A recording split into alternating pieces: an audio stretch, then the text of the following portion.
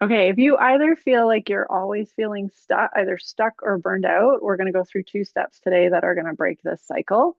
So, welcome back to First Principles for Personal and Professional Development for Women in STEM.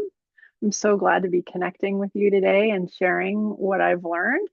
And I'm about to share with you this approach to our thoughts that we have that are ongoing, our inner voices, and really be able to move forward more easily with our goals and our decisions that we've been making. So, today we're going to dive into the two parts of your brain that are talking to you all the time. So, we've got your reflexive brain and your deliberate brain. And understanding how they work together and sometimes how they're working against each other will help you make better decisions that are more aligned with what you truly want. And you're going to feel less stuck and less burnt out once we start to be able to discern what these inner voices are all about and what they're trying to tell us. And I know some of you might be neuroscientists or have that background. And I'm really simplifying this to make it practical and really make it work for us so that we can understand it. Um, but always appreciate anything you want to share with me. I'd love to hear it in the comments. So, we're going to first look at really breaking down the reflexive versus deliberate brain. And the reflexive brain, some people, I like to use reflexive and deliberate because they're very descriptive of how it works. But it can also be referred to as like our primitive brain, lizard brain, um, our survival brain. And our deliberate brain is typically like our executive functioning, our cognitive brain, our prefrontal cortex. I'll go through each of them and then tell you how to start to work with them a bit more. So, your reflexive brain is what's keeping you safe. It's all about survival. It's focused on comfort, avoiding pain, and conserving energy. It's interested mostly in your short-term best interest. It sounds like in as that inner voice is not right now, later, I'll do it later. And you have to do this. It can even sound things like you have to do this perfectly. And that can be sort of avoiding the pain of like social discomfort, that kind of thing. So there's different things. These are like the basics, and you'll get to know it more for yourself as you start to do this work. They're automatic. They happen like that. We sometimes we don't even realize. And they're what our past programs are and what our current habits are made from. Um, then there's our deliberate brain, which is more thoughtful. It's a thoughtful planner inside of you. It has your long-term interests in mind. It helps you make trades. So it's what you're going to access when you're making a trade like comfort versus your long-term goals. It helps you, for example, it helps you plan the morning walk that your reflexive brain will later talk you out of doing. Okay, we're going to go more into that example. And these are really these two parts of you that are talking to you all the time. And as we start to examine our thoughts, this becomes really important is to be able to discern what the intentions are of these different kinds of thoughts and where they're coming from. And I really want to emphasize because I got stuck here for a really long time and thinking this part of me was bad and this part of me was good. There's no judgment here. So your reflexive brain has got a job to do and it's working to do it. And your deliberate brain has got a job to do and it's working to do it. One is not better than the other. And this is really, really important in your relationship with these inner voices that we have. I had a coach tell me once, and what really shifted it for me and got me out of thinking that one was better than the other was she asked me for what's the wisdom that this part of you is giving you, and it just totally changed it for me. So I give you that so you can skip ahead all of that and not have to go through that part. So why does this matter? these two parts of us, the deliberate brain and the reflexive brain. So our reflexive brain is really keeping us in survival mode, right? You can see how those instincts are really all about the now and making sure that you're okay right now. Um, but what happens is they often lead to inaction, so we feel safe but stuck. And also, they can also lead to overdoing it, which eventually leads to burnout and also things like saying yes to everything. Okay, so when we're in survival mode, we can either be safe and stuck or in this burnout or leading to burnout. Now, there's some nuances here, but I'm not going to go into them today. But that really is sort of like why this matters. It's because if we're in survival mode and we're listening to the reflexive brain and acting based on the reflexive brain, we're going to stay in survival mode and we're either going to not be living the life of our dreams because we haven't been doing any of the long-term work to help out our future self, or we're going to be on the way to burnout. Okay. So first questions are just for you to do a bit of self-reflection. Like which one are you in more often? Do you listen to your survival brain and you're in action or in action, safe and stuck, or overdoing it? Or do you feel like you're listening to your deliberate brain um most of the time, right? Like where are you? And then how does listening to your survival brain prevent you from creating what you truly want? And just take a minute to, you know, think about that for a second, like for you, right? So I shared at the beginning that there's going to be to, um, two steps to break this cycle of either being stuck or burning out. And the first step is to really acknowledge the reflexive brain without acting on it. And this is a practice. So it really means slowing things down and doing what we've been talking about, which is understanding your own thoughts and all of that thought work and thought downloads and models. So you'll start as you do that, you create awareness, and then the next step is you'll start to notice, oh, I'll skip the walk today. It's cold. Okay, so that sentence comes up in your mind, and then there'll be a moment where you're like, oh, wait a second. Like I said I was going to go for the walk, and now I'm saying something different to myself about it. Okay. So you pause and just recognize, just notice. That's all you have to do. And notice that it's your reflexive brain's interest. So it's more comfortable to not go for the walk. It's safer. There's no pain if you stay where you are, at least in your brain's mind, because that's certain, right? In the immediate. And then also, there's no like immediate pleasure that you're seeking out there unless you remind yourself, right? So it's really in that reflexive brain's best interest. And then the second step is to listen to your deliberate brain and act from there. And this is all in the context of like achieving long-term goals.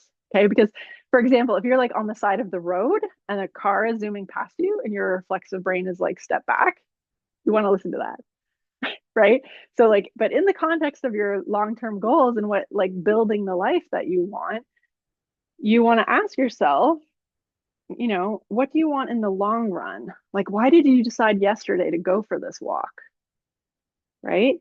And then take a step, even if it's small, aligned with the answer. So, what the answer might be to what do you want in the long run in terms of the walk might be like, I know that that's a great thing for just getting my energy up in the morning. And also for my long-term health, I know that exercise leads to better functioning for all of everything that's going on in my body. For me right now, I found out that my sugars are high, so I'm doing all sorts of things, but one of them is walking after meals. So I would tell myself, if I have this thought, I'll skip the walk today, it's cold. I might tell myself, I don't like this is part of my I'm not going to get diabetes program. That's why I'm doing this, right? So you have a good answer to that part of you. Because this part of you will always be there. So your relationship with it as you move towards your your long-term goals is really important. It doesn't go away. I was just talking to a client today because as your awareness increases, it gets more creative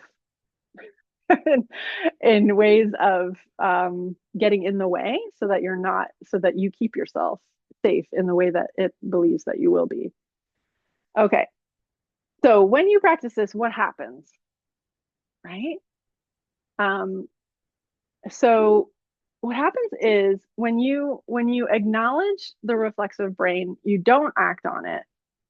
You connect in with that part of you that has the long-term goal, that deliberate brain.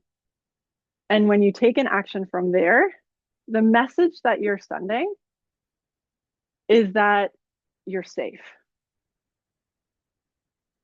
Because, and you're just basically having that conversation with your survival brain, with your reflexive brain. You're reminding it that we're not in survival mode right now. It's totally okay to go for this walk, even though it's cold. I have a parka, right? So you send the message that you're safe. You stop working from fear and you start working from purpose. Totally different space. So this is more for the for those of you that are that this sends you into burnout, is like that it's the fear that's creating the energy that is take that you're taking all the action from, that is that reflexive brain. And what happens is you start working from your purpose, from a purposeful place. Like, this is my intention that I set yesterday, that I'm going to go for this walk today. So I'm going to do it. Very different. Even the diabetes answer, actually, because you could have that answer and you'd be afraid and then be taking action from there. Right. So it isn't for, in my case, because I feel very purposeful about it. Like, it's like, this is, I've got this, comes from a different place, but it could be, right? You kind of see the difference. You're going to feel more energized, less drained by your hard work. Doesn't mean you don't work hard. It means you're working hard from a very different place. Okay. Then we also build habits that stick without burning out, because we're not moving through like that willpower of like making ourselves do something. We're moving from the place of that we want to do it. Like, this is something that I want to do for me in the long term because I care about this, or I care about that, or this is important to me. Very different than acting from that fear. Oh yeah, I wanted to share a couple of tips. I don't think you can see them, but I will say them.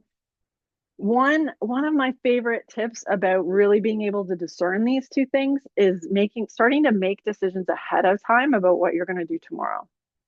Because when you're deciding ahead of time, you are in the deliberate brain always. So when you're deciding about tomorrow, you can know that those decisions are being made from that deliberate place. I mean, that's, I'm realizing as I'm saying it, it's like you could be stressed out.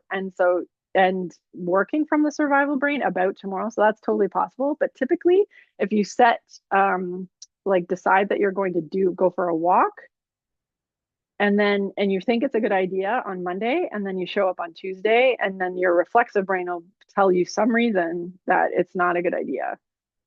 And then you having a conversation with that part of yourself to say, remember, we decided yesterday, is really helpful. And it starts to show you how much you're working in your reflexive brain, or that survival brain mode, when you start to decide what you're going to do ahead of time, and also to know your reasons. So when you show up there to do the walk, know why you said you were going to do it, so that you have an answer for that part of you. This is a practice, and it's like anything else. You're going to get better at it as you do it over time. Okay. This is the root of procrastination. It's going to totally change how you work within your goals for the week, for the month, for the year, and anything that you're working on. So many women in STEM have been working in survival mode, like throughout their careers, like no matter what stage that you're at. And so and burnout happens a lot, right? And so when we learn how to do this, it doesn't mean we don't achieve our goals, which can be some of the fears that we can have about making the shift. It just means that we do them without having to use our willpower to get out of that stuckness, and also without burning out because we're not acting from that fear. Okay, so this week, notice when you're in survival mode, you can ask yourself what thoughts are holding you back, what thoughts are moving you forward. That fundamentally is the two kinds of thoughts. Your reflexive brain is going to be holding you back, and your deliberate brain is going to be moving you forward. Okay? And oh, I also just wanted to remind you, this is totally human. This is a part of being a human being. And you just watching this and creating awareness helps you to normalize that. Like nothing has gone wrong here. When you said you were going to do a walk and then you show up to the walk and your brain's like, I don't want to go for the walk, it's too cold. That is human. It's like a human experience. Every single person has this experience. And then learning how to work with it intentionally on purpose is how we move through so that we're working less on the immediate and more on the long-term goals. That's what I've got for you this week. So I'd love to hear from you in the comments. What's one area where survival mode has been running the show for you? You can tell me a little bit about that. And I'm really looking forward to connecting with you again next time.